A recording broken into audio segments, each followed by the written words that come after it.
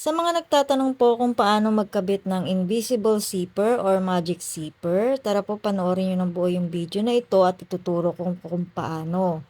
Bali, ito pong example ko ay blouse dahil ito po yung aking tinatahi ngayon. Bali, dito ako sa may bandang side magkakabit ng zipper dahil may dugtungan po siya or pinaka-side close. Invisible zipper, yan po yung zipper na hindi halata dun sa labas ng damit.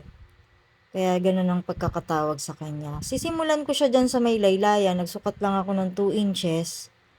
Dahil may lupian po yan para dun sa 1 inch na hem. And din dun sa taas 2 1/2 para hindi masyado siyang dikit dun sa kilikili. Kailangan may pagitan siya. Ang pagpasada po ng zipper na ito ay syempre yung pinaka ngipin niya ay nasa ibabaw. At kapag nag-a-attach po kayo ng zipper, kailangan po ay half foot o 1/2 yung inyong foot na gagamitin. Pwede rin naman yung isang foot na yung may butas sa gitna, pwede ganun po gamitin yung foot. Hindi ko po alam yung ano tawag doon. Pero ang kadalasan kong ginagamit ay half foot. Kapag sinet nyo naman yung half foot dyan sa inyong makina, kailangan po ay papasok yung foot. Kumbaga, yung pinakakarayom ay palabas pa siya ng konti dun sa half foot. Bakit kamo? Para po pag nag-attach kayo ng invisible zipper, nakadikit siya dun sa ngipin ng zipper. At kaya naman ganun po ang kailangang mangyari ay para nga po ay hindi bumubuka dun sa labas pag napasadan nyo na siya. Dahil kailangan nga hindi siya halata na inattach sa damit. Kaya invisible zipper ang tawag. Iniiwasan din yung pagbuka-buka. Kaya kailangan nakadikit talaga yung pasada nyo dun sa ngipin ng zipper. At kailangan din pag nagkakabit kayo ng zipper, pantayan yan sa kabila. Kung anong sukat ng pagkaka-attach nyo sa kabila, mag-marking po kayo para pantay po sila. Lalo na kung may mga sukat yan, may hangganan, markingan nyo palagi, panatilihin nyo mag-marking, kabilaan. Para pantay po siya pag nag-attach kayo. Siyempre, magkabilang panel po yung inyong ina-attach siya ng invisible zipper.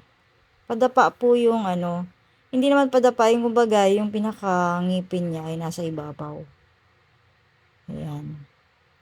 At kapag naglupi naman ako, dahil nga po may lupian siya or hem, sa laylayan po kasi ako nag-start ng pinaka-slider niya o yung hihilayin nyo siya pa taas dun sa kilikili.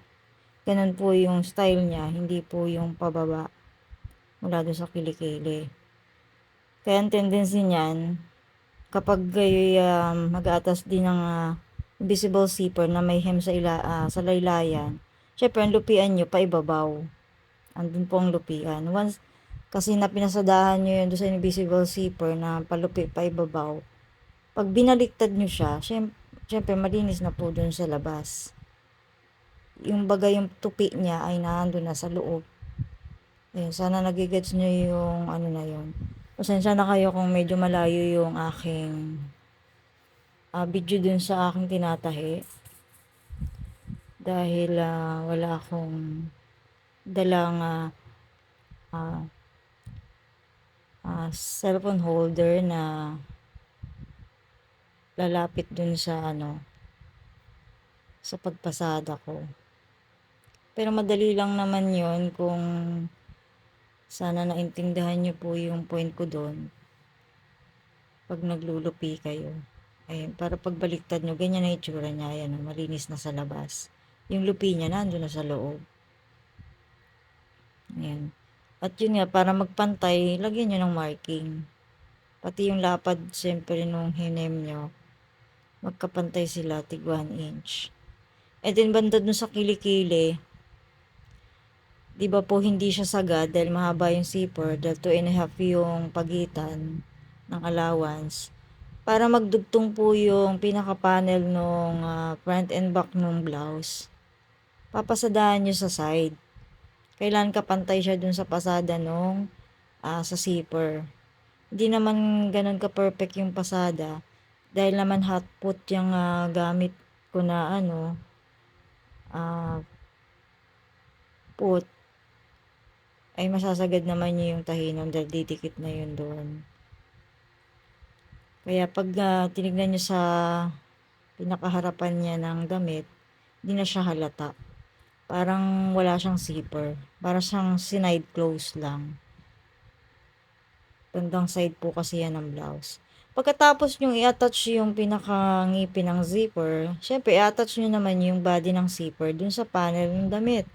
Ayan, katulad niyang ginagawa ko. Pasadaan nyo lang naman ng 1/16 dyan sa side niya. Ganun din sa kabila.